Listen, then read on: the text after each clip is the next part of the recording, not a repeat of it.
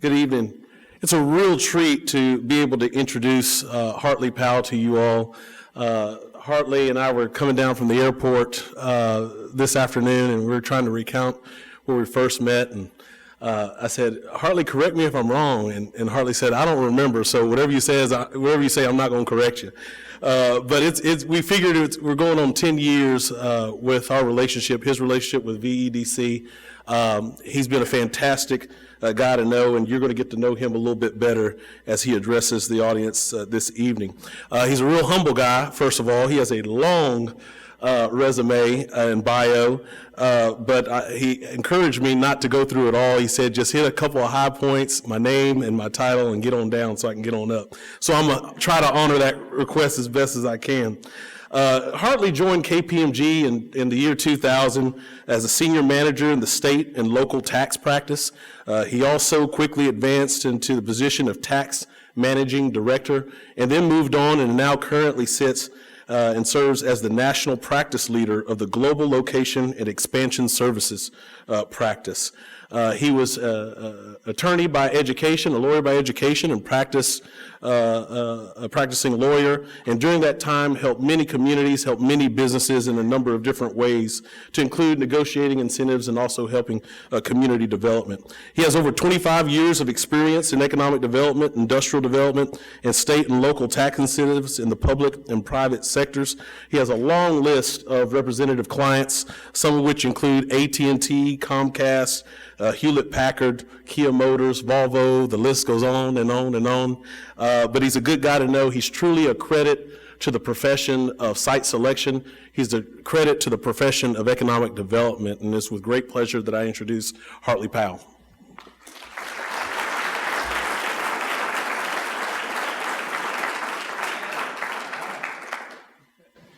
Thank you, Adrian. I'm going to keep you around. That was a nice introduction. Hey, I'm just a good old country boy from South Carolina, so I liked what you said, coming to South Carolina and North Carolina. So I grew up in South Carolina, and my office is in Charlotte, North Carolina. So when you guys want to start living now, y'all come on to South Carolina and North Carolina. You know, okay, so my background is kind of mixed with law and tax. I don't know if you're familiar with KPMG, but definitely accounting, tax, audit, or whatever. But the bottom line is I'm really none of that. I'm just an economic developer. I'm someone who wants industry. I want to help industry find the right location. I want to help existing industry to expand wherever they are. I want to keep the jobs in the U.S. I want the U.S. to prosper. And you know, economic development, you have to be flexible.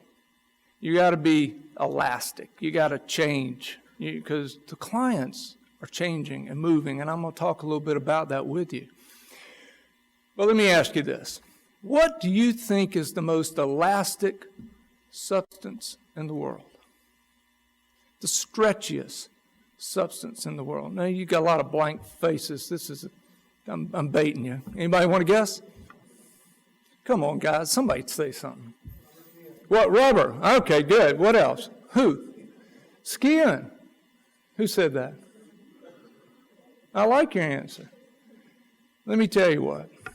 I learned that when I was in college. I went to a small liberal arts church-supported college in upstate South Carolina. And being that it was church-supported, you had to take Bible.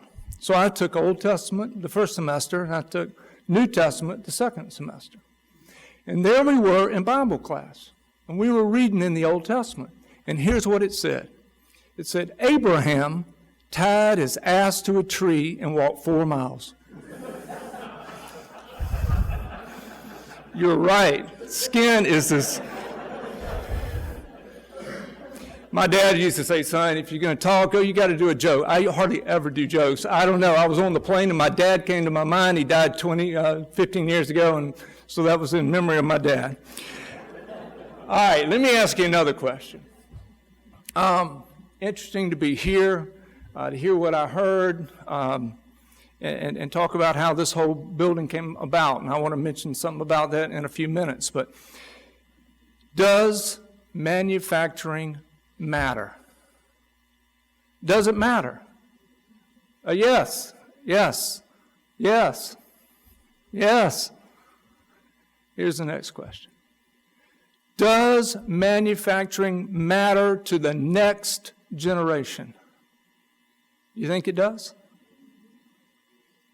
I hope you're right. You want it to matter, don't you? But does it matter? What do you think we're telling our kids out there about manufacturing? What's the story on manufacturing? Stay in school so you won't have to work in a factory. Has anybody ever thought that or said that? It's dark, it's dirty, it's dangerous. And look, guys, anyway, manufacturing's leaving the U.S. Now, come on, guys, fess up. Have you ever thought that? Are those echoing thoughts that you might have had? Did you even say it? Is it even in your mind? Maybe y'all are way above everybody. I would suggest that you thought this or it's occurred in the past. And we're all guilty of echoing these thoughts in some way. So I would just say there are common misconceptions out there. These are what I would say are negative and accurate beliefs about manufacturing. Here's the deal. Our manufacturing workforce is aging. It's aging. And the younger generation is not showing interest. I don't care what you think or say. Maybe in Victoria it's different. But out there, the younger generation is not showing a lot of interest about manufacturing. And manufacturers are not finding the skills they need. If you look at manufacturing, it's long been an economic driver out there for the U.S. And according to the Manufacturing Institute, U.S. manufacturing is the world's eighth largest economy. It is by far the largest multiplier of any employment sector out there. So we know it's valuable. Competition, the whole need for innovation has caused manufacturers to become what? Very high-tech, extremely high-tech operations. What are they using these days? Computers, robotics. Have you ever heard of 3D printers, the way they're doing the 3D printers now? The whole process, you must be a manufacturer. You know what I'm talking about. It's changing things. Cutting-edge technology has become the norm in manufacturing. So, here's the good news. Manufacturing investment is shifting to the U.S. Manufacturing investment is shifting to the U.S. After a whole decade, at least a decade, where's it gone? It went to China. Come on, countries like India, Brazil, Mexico. Finally, we're getting it back. Here it is. I'm sure everyone here is familiar with the term nearshoring. Yes, our jobs are coming back home. Nearshoring, they're coming back. But let me tell you, manufacturing is in a state of flux. There's a lot of pressure inside of manufacturing, inside these companies, a lot of pressure out there. And the needs are significant. They're wrestling with things like workforce issues, global supply chain structures. You know, what is that? Understanding what the costs are. Everything is about cost. So those are just to name a few. And what kind of questions are manufacturers asking? What are they saying? They're saying, what do I make? Where do I make it? How do I make it? And with whom do I make it? Those are really the questions. Unfortunately, I had a neat video I wanted to show you.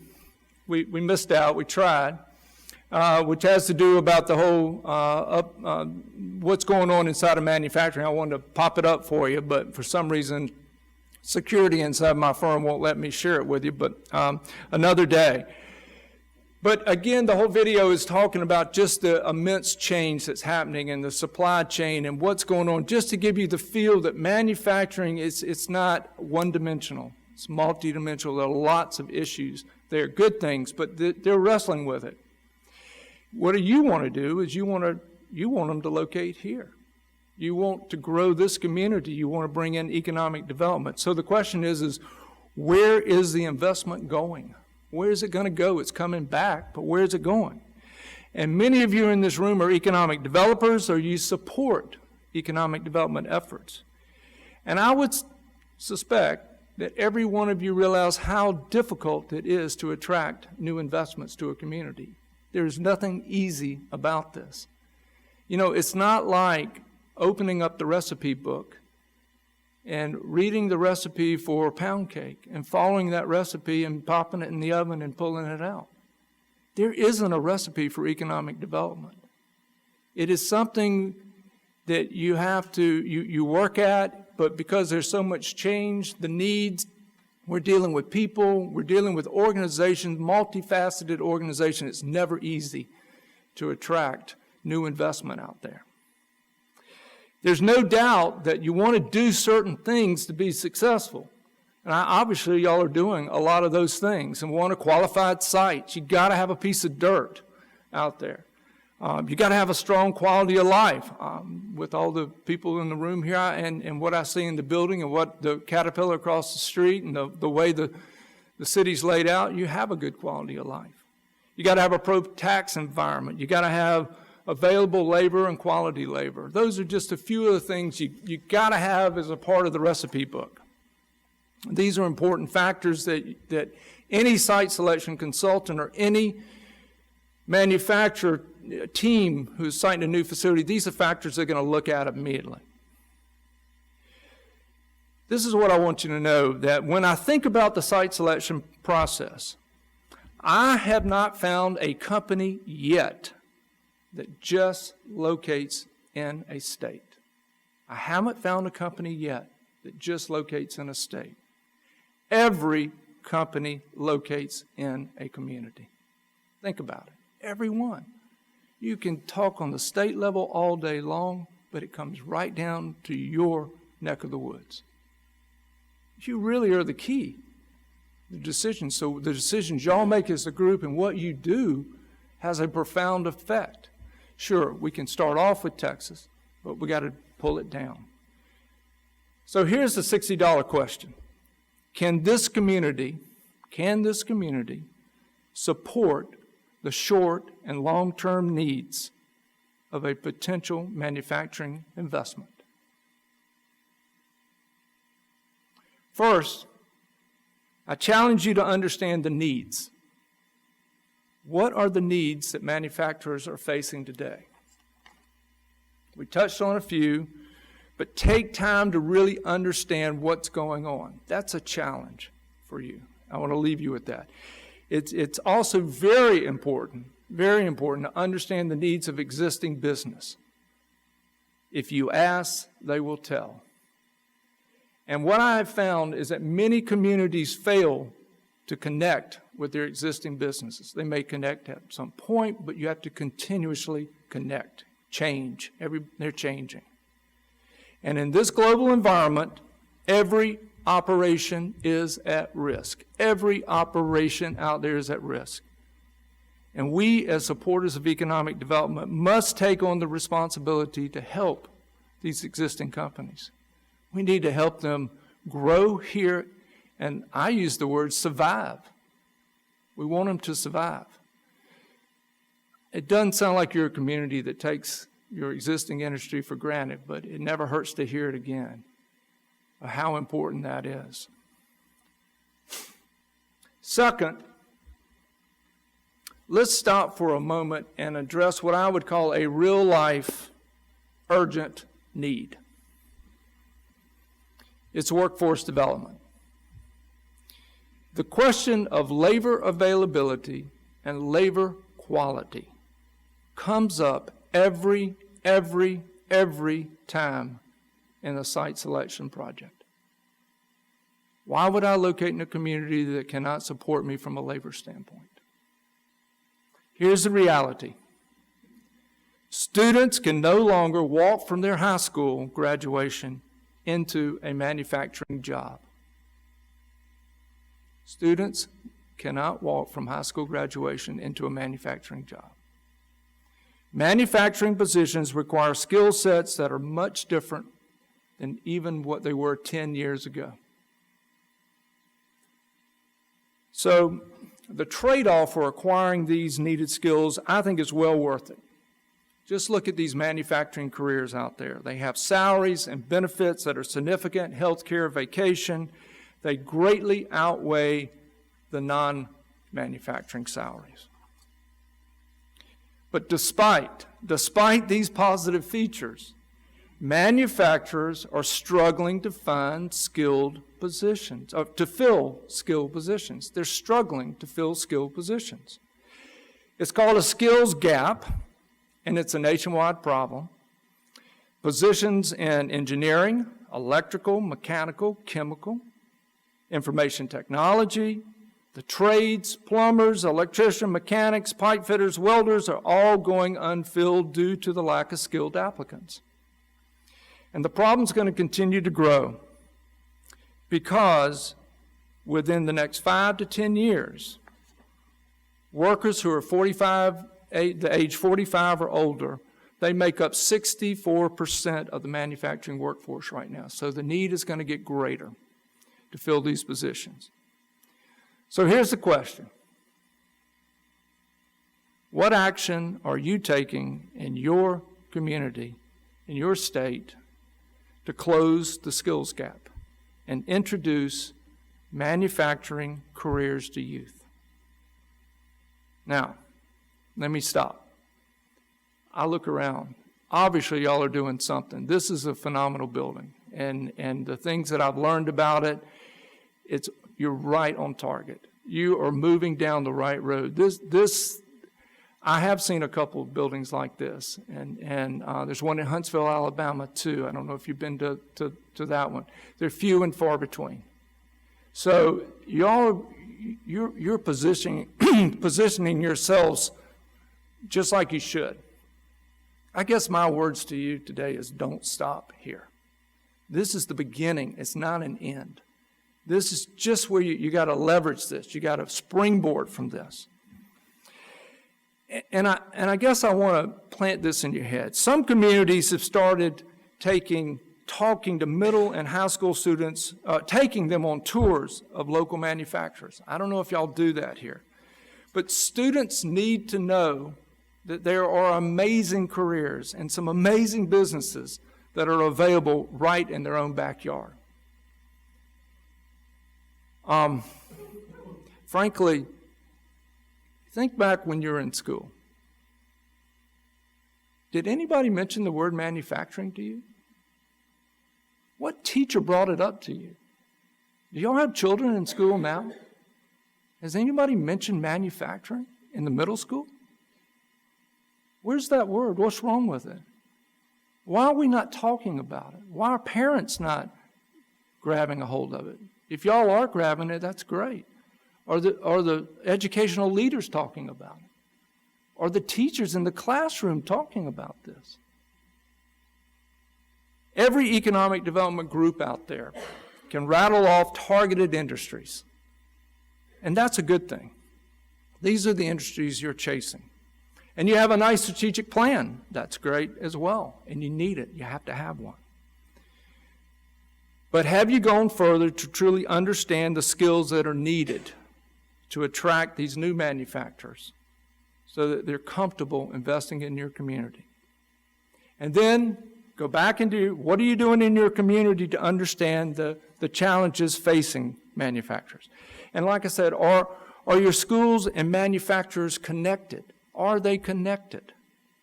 We need to find ways to energize our youth, particularly on the subjects, sure, of science, technology, engineering, and math. And I think those are all subjects we know about. But again, you can take math and you can take science, but you don't connect it back over to manufacturing. So I submit to you there's a gap. I call it a manufacturing culture gap. We have this cultural gap, a manufacturing culture gap in our communities. And there's just a lack. It's not interest. It's not a lack of interest. It's a lack of awareness. So my charge to you as leaders, obviously I've got a lot of community leaders in here, is I'm charging you to be out front, to make the connection, and to overcome the lack of awareness that's out there about this opportunity here, the opportunities.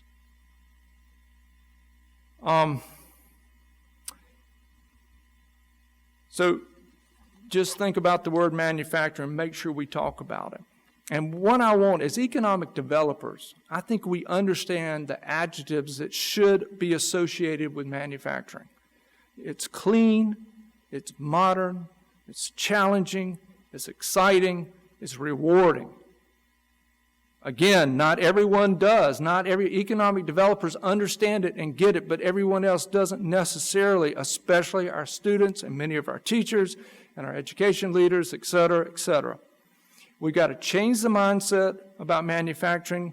It's not what it used to be, and start believing what it is.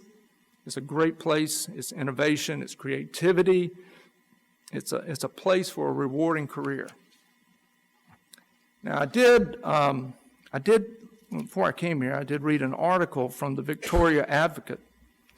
And it says that Victoria ISD has developed 2 innovative technical education programs. Process Technology Program, I don't know if you're familiar with it, but that's, it's a certificate program for a career as a process technician or operator. And these guys out there, they gather vital information to operate lab equipment, to keep plants running safely, et cetera. I mean, that's huge. That's very granular. And so I commend you. Somebody is moving in the right direction right there. Also, there's a instrument and electronics technology program out here. And a student can have a career in instrumentation technician, installing, repairing, replacing process control equipment. That is excellent. And so again, y'all are doing a lot of the right things. I also have found one thing, just want to call your attention to, it has to do with apprenticeships. I don't know if you're familiar with apprenticeships out there. And I don't know if y'all have any apprenticeships here in the community, but that's a real connection. 16-year-olds actually go into the industry and go to the businesses and go in there and spend time, and it's connected with the school, and it's a combination of learning, you getting the coursework and connecting it. And so it just opens up, and it's a little bit on the German model out there of apprenticeships, but I found that there are a number of communities that are really capitalizing on this whole apprenticeship program. And it is sort of like it's surging. It's growing in the interest of the young people, because I don't know, I have a 19-year-old and he's very tangible. He needs to touch it. He needs to see it. He needs to put it together, and he needs to tear it apart. I've got another son that's more from an academic esoteric, and so he doesn't need that. But I can tell you my younger one needs it, and so it's a way to engage and hook these young people in an apprenticeship program, and it looks like a facility like this or something else could really help, or again, connecting with manufacturers. So those are really my thoughts that I have, and I'm going to spend some time tomorrow talking a little bit more about the whole site selection process out there and what goes on. I do want to say, I mentioned this, there's no recipe for success, but y'all have had some great success. And Adrian and I were talking about this in the car. You know, the whole process for economic development is you start off with these companies, and they're extremely rational about where we're going to locate it. We need a site like this, we need this, we need this, we need this. It's all very rational. But I just want you to know it ends up irrational. Have you ever bought a house and you've got 2 neighbors, you know, and you're with your husband or your wife or something like that, and in the end, you know, you end up with a house that costs more than you plan to spend, and maybe it's smaller rooms and less baths, but you know what? We like the neighbor next door, and the flowers in the garden are pretty. I don't know, but you know, manufacturers are no different from us, or companies, when they're setting up new locations, are really no different. They make decisions. It starts out rational, ends up irrational. So I say that for you because a group like this and the energy and the money and the time that y'all have put into economic development, keep doing it. Because also one other thing, the sales cycle in economic development is long. It's a long sales cycle. It just doesn't happen quickly. It's not like an order taking when I go into a store and I'm going to buy some fabric or something and I say, give me 8 yards of fabric, and they go back and cut 8 yards and give it to me and I walk out. That's the sale. You do that in a short amount of time. And the whole process of in economic development, it can go 3 months, 6 months, 12 months, etc. The other thing I want you to know is that these companies are big, and the right hand doesn't know what the left hand's doing. And so what I find is as a site selection consultant, when I'm coming to talk to your community, I'm going to tell you exactly what my client wants. Exactly. But frankly, I don't have a clue sometimes what my client wants and what they really, I think I know what they need, but I don't know. But I'm not going to tell you I'm confused. I'm going to act like I know it, like I know what they want. But what happens to me inside of a company, I may start with an engineering group. I may start with a business unit. I may then end up in a tax group, and then I may end up with the CEO. Well, trust me, the CEO, the tax guys, the business unit, they all think differently. They all have thoughts as to where we ought to go, where we ought to locate, what kind of community would be the best for us. So I'm playing a game, and it's not a game, I'm just having to survive inside dealing with these companies to make sure I got to listen to this group and that group and whatever. And I'm going to tell you one other story, and then I'm going to let you, if y'all have any things. Years ago, BMW made a decision to locate into South Carolina. And so we had been working with the BMW team for months and months. And the BMW team was made up of German engineers. Now, I lived in Germany for almost 4 years. I understand the approach. And the German engineers are like this and like this and like this. It's just no doubt what they got it and lay it out. We finally found the site that was the site. These engineers were salivating. They thought it was the best site out there. It fit everything that they, from an engineering standpoint, it fit. So here we go. So the president and chairman of the board of BMW fly in, and I pick them up at the airport, and we're driving on I-85, the interstate. We're leaving the airport, and we go, and it takes at least 30 minutes. Then we take a right, and we leave the interstate for another 20 to 25 minutes, and bingo, we're at the site. Well, these guys got out and looked at themselves, and you know how long we stayed on that site? Less than 10 minutes.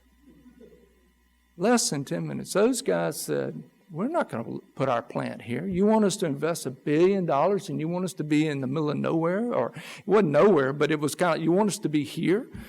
You know, and those German engineers, I thought they were they were embarrassed and they were turning red and they didn't know what to say. And so basically we got back in the car and we came and I thought he said, let's go back to the airport. And I thought, oh my, I'm going to put them back on a plane. So we went back, and as we went and we got close to the airport, Peaches Streeter was his name. Peaches Streeter looked out the window, and we're in the airport, all the land's here in Ely, and he said, that's the site I want right here. That's the site you want. Guys, do you know what was on that site? 125 houses. I'm not kidding. 125 houses.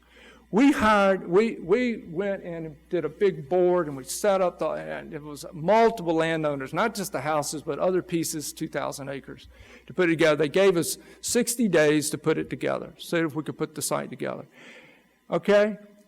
We hired a real estate agent, and we went out, and I went on the first call, and we knocked on the door of the house. Excuse me. Would you like to sell your house? I'm not interested. I tell you what, Mr. whoever, Mr. Smith, I tell you what, if you were going to sell your house, tell me a price that you would like to sell your house for. And Mr. Smith would think and go, well, you know, it's worth 100. Most of these houses are worth maybe 125 to 175,000. Well, I'd sell it for maybe 250. Bingo. Here, would you sign this? It did not matter what the price of the house was.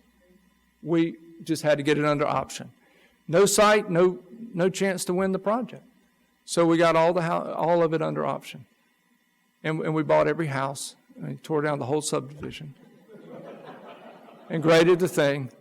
And when you come to South Carolina, go down 85 and you will see. But one thing I will tell you, again, not understanding, man, these guys don't know what they really want. Well, let me tell you, he had the bright idea. This was the CEO or the second guy, I don't know which one. He said, you know, we like this site, it's the airport. I tell you what we're going to do. We're going to fly our engines in from Germany. Really? You're going to fly them in from Germany. We're going to fly them in, and I tell you what, they're going to land at the airport, and we're going to taxi from the airport over to our site. Well, first of all, if you're putting the engines in airplanes and you got to put a lot, well, look, so they said to the state, you need 747s. We'll need a 747. We're going, this airport is about as big as this room. I mean, it can't hold a 747. So we had to go to the FAA, and we had to get the money and extend the runway so that a 747 could land on the runway. Now, here's the question. How many engines have landed at that airport since 1996 or so? 0. But we have the best runway you've ever seen. I'm telling you, when you deal with these guys, different groups think their needs. And I don't know if you have this problem in your family, but we get confused between needs and wants. Needs and wants. And so I'm often working with my clients trying to really determine what's a need and what's just a want. I want to tell you what the needs are when I'm talking to you, and I want to tell you so that I don't waste your time. Anyway, enough said. Okay, I enjoyed it. I'll take any questions if you want to ask any questions or anything along those lines. I may have gone over. Yeah.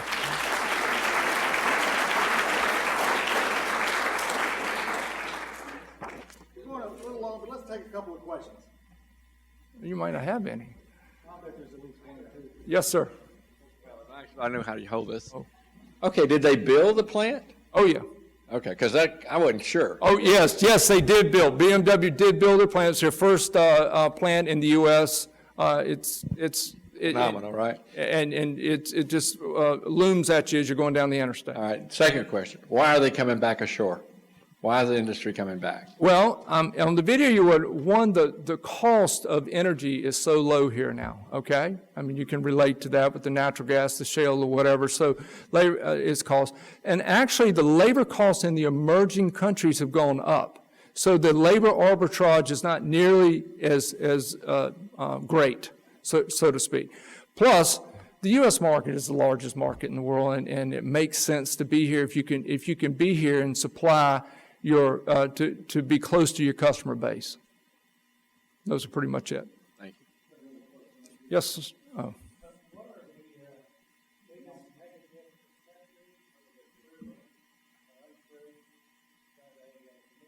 Victoria has to put up with, overcome. Well, what is the biggest negative? Well, a lot of times you get judged because you're a more rural area, okay? So rural often translates in that you're not progressive, okay? And that you don't have the leadership that can support and be progressive. So I would say that would probably be the typical one. It's just sort of a quick discount. Oh, yeah, they're rural, and they're not going to be able to support. Okay, and then again, like I said, the labor always is a question. If the more rural the area, can I really find the labor I need? But it's not only the labor that lines up for the jobs, is it the quality labor I need so that I can train these guys? I don't want to mess with the foundation stuff. I want to know that these guys have the foundation. So those are the kind of questions, and a community like this has to come right out of the chute. First, from a leadership standpoint, to show what kind of leaders you are, okay, so they need to see that and feel that, and that's a heart thing. You know, in your heart, you go, oh yeah, these guys have got it. But from a labor standpoint, you've got to be able to provide some statistics to show that you can support the labor needs. Labor and energy costs are huge. Those are the two costs out there that will eat manufacturers alive. Yes. Yes, sir. If the next generation is not interested in manufacturing, what are they interested in? Well, they're interested in iPhones. I can tell you that right now.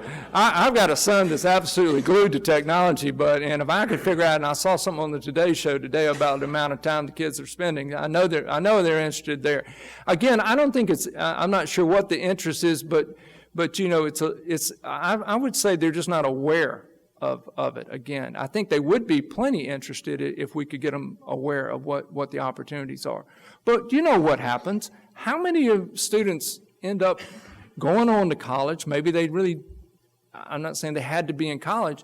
Look, we come from a mindset that you just got to move right on into college and get a degree. It doesn't really matter if it's English, math, history, but go on and get a 4-year degree. Maybe we need to be a little more technical oriented. Maybe we need to think about certificates. We need to work on helping them see there's plenty of opportunity. It doesn't mean you won't end up with a college degree or you can't get a 2-year, but we as parents have to start that kind of conversation sometime. We have to understand it so they're aware of it. I don't know if I answered your question, but yeah.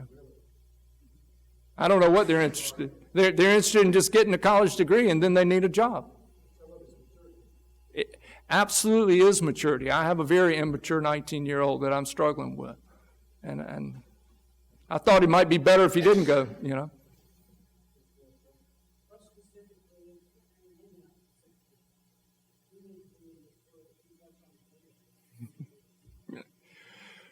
Well, that's staying on the radar. Getting on the radar and staying on the radar are the two pieces. But getting on the radar, now, I do want to tell you something about Adrian. Yeah. My dad told me the squeaky wheel gets the grease. Have you ever heard that? I'm sure you have. Well, I'm going to tell you, Adrian called me on a regular basis. He emailed me, he called me, he sent me notes. Not 1 month, not 2 months, not 12 months, 18 months. Asking me, please to come to Victoria. Determination and squeaky wheels go a long way to getting recognized. And that's part of what you have to do because you're going to be overlooked.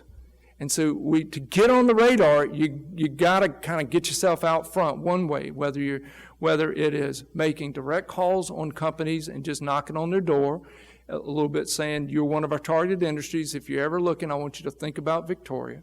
Calling on the site selection consultants, which I heard you say that y'all were doing, Dale, which is great. And you just got to continuously get in front because the site selection consultants are bringing these companies around, and you want Victoria to be top of mind presence.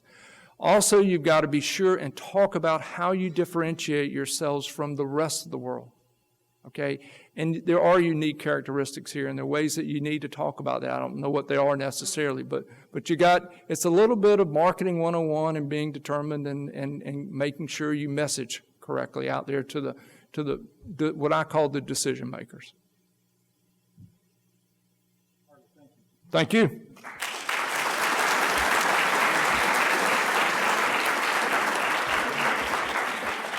Hartley, thank you so much for the presentation. He said several things that were a little bit inspiring to economic developers, and he also mentioned tomorrow he's going to be spending a few hours with our board and some other public officials and our partners to drill down on some of these issues to help us to continue to be prepared. You know, we've said this before, and economic development, it costs money and it costs commitment to a long time And the leadership here has allowed us at VEDC the resources and the time to be successful. And the only way we ever lose in that investment is to slow down what we've been doing. And Hartley, you mentioned that. You just said, don't stop. And I think we're committed to that. But I wanted to recognize one of our new Chairman Circle members, Keating Auto Group. I think, no, they're not here today, but they're here, or they're a new Chairman Circle member. Wanted to recognize them. Also, I want to be sure and thank Tempe McLeod and the wonderful facility and all of the help that she's been to bring this about, and her staff. Also, the reception, which includes the bar, is up the stairs or up the elevator, which is right outside the room to the right. I hope that you will join us there, that you'll spend some time here seeing this magnificent facility and ask questions. Hartley said, we got to be a differentiator. We're on this facility, and what it does and what Victoria College is going to do here is part of our differentiation. We sell it that way. Thank you to Victoria College. Thank you.